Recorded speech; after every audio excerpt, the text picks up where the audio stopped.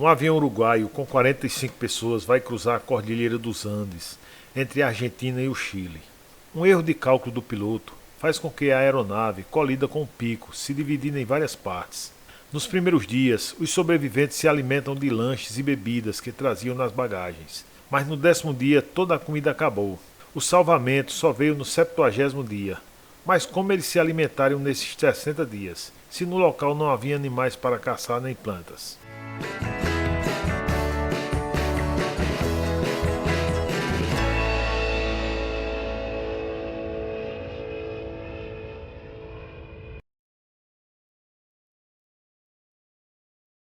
O Old Christians Club, um time de rugby formado por jovens de uma escola particular católica de Montevideo, fretou um avião da Força Aérea Uruguaia para levar a equipe e familiares para um jogo amistoso com o Old Boys Club, uma equipe de rugby inglesa, em Santiago do Chile. Ao todo, 45 pessoas, sendo 40 passageiros e 5 tripulantes, seguiram a viagem. Partiram no dia 12 de outubro da capital uruguaia, mas tiveram de fazer uma escala em Mendoza, na Argentina, para pernoite por causa do mau tempo na Cordilheira dos Andes. No dia seguinte, uma sexta-feira 13, a cordilheira continuava com mau tempo pela manhã, porém à tarde melhorou e às 14 horas e 18 minutos o avião finalmente levantou voo, seguindo para o sul, em um trajeto em forma de U, iniciando paralela à cordilheira, para cruzá-la em um trecho com menores altitudes, conhecidos como passos, e em Malarque, local planejado, virou à direita, no sentido do Chile. Pelos planos, voaria por um certo tempo e após cruzar a cidade de Curicó, já no território chileno, pegaria o sentido norte, rumo a Santiago. Os equipamentos da época não eram tão eficientes como os de hoje, e no momento em que a aeronave giraria para o norte, era marcado no relógio.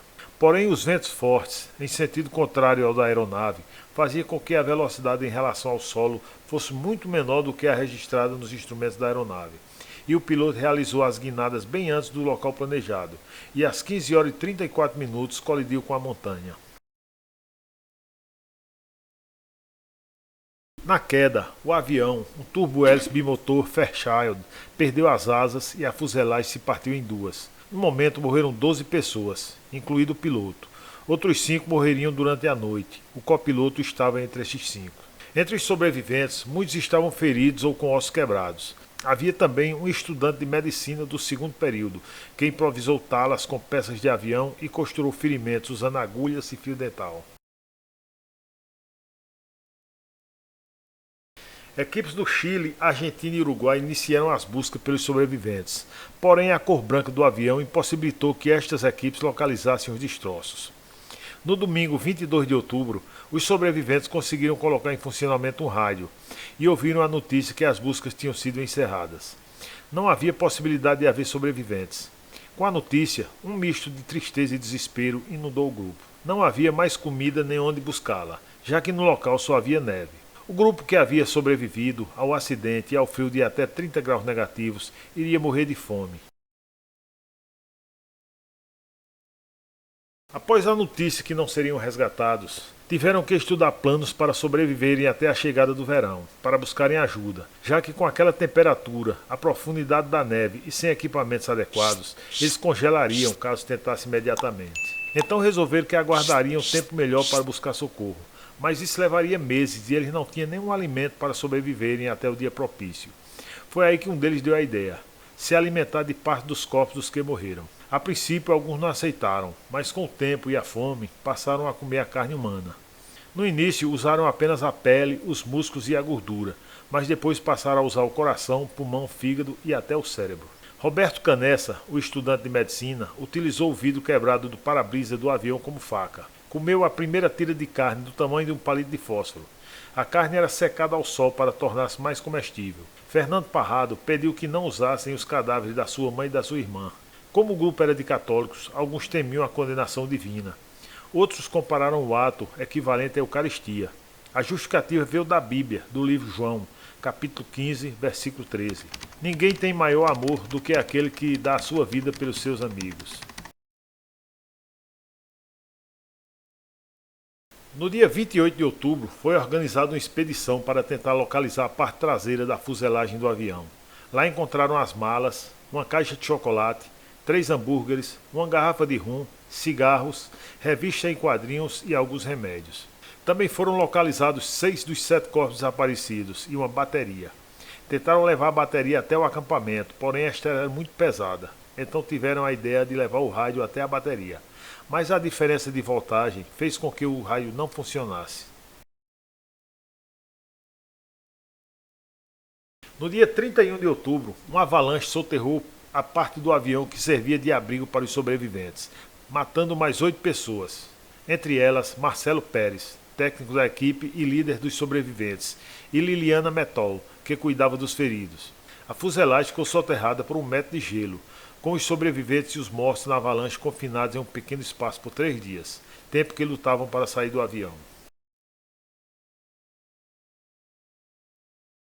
Em 12 de dezembro, Antônio Visitim, Fernando Parrado e Roberto Canessa saem em uma expedição para buscar ajuda. Antes da saída, Parrado autorizou o uso do corpo de sua mãe e da sua irmã como alimentação, caso necessitassem. No terceiro dia da expedição, chegaram ao topo da montanha, acreditando que daria para avistar algum vestígio de presença humana. Mas o que viram foi só montanhas e gelo. Este erro se deu porque o copiloto, antes de morrer, informou que já haviam passado da cidade de Curicó, no lado chileno.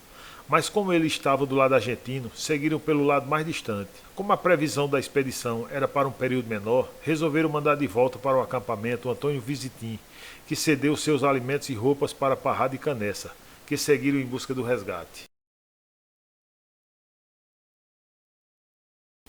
No dia 20 de dezembro, finalmente Parrado e Canessa são avistados por Sérgio Catalã, um agricultor chileno. Porém, um rio impediu que Catalã pudesse ajudar imediatamente, mas gritou que amanhã voltaria. No outro dia trouxe pães e jogou para o outro lado do rio, amarrados a uma pedra, juntos com um papel e um lápis. Parrado escreveu: Venho de um avião que caiu nas montanhas. Sou uruguaio. Faz 10 dias que estamos caminhando. Tenho um amigo ferido acima. No avião ficaram 14 pessoas feridas. Temos que sair rápido daqui e não sabemos como. Não temos comida. Estamos debilitados. Quando nos vão buscar lá em cima? Por favor, não podemos nem caminhar. Onde estamos? Depois jogou de volta para Catalã, que percorreu 120 quilômetros em 10 horas a cavalo para avisar as autoridades que haviam encontrado 2 sobreviventes. No dia 21, Canessa e Parrado são salvos e uma equipe de resgate partiu de Santiago com 2 helicópteros. No dia seguinte, Parrado seguiu em um dos helicópteros para ajudar na localização dos demais sobreviventes. Neste dia, com o tempo ruim, só foi possível resgatar a metade do grupo. No dia seguinte foi realizado o resgate dos demais, indo todos para os hospitais de Santiago para serem tratados da desnutrição, desidratação e outras doenças. No total, 16 sobreviveram por 71 dias. Essa história real foi contada nos filmes Sobrevivente dos Andes, de 1976, e Vivos, de 1993, e em mais de uma dezena de livros, entre eles 72 Dias nas Montanhas e Minha Volta para Casa, de Fernando Parrado.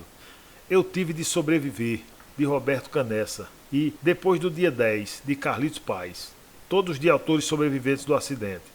Fernando Parrado é um empresário bem-sucedido e dá palestras pelo mundo, e Roberto Canessa é médico cardiologista.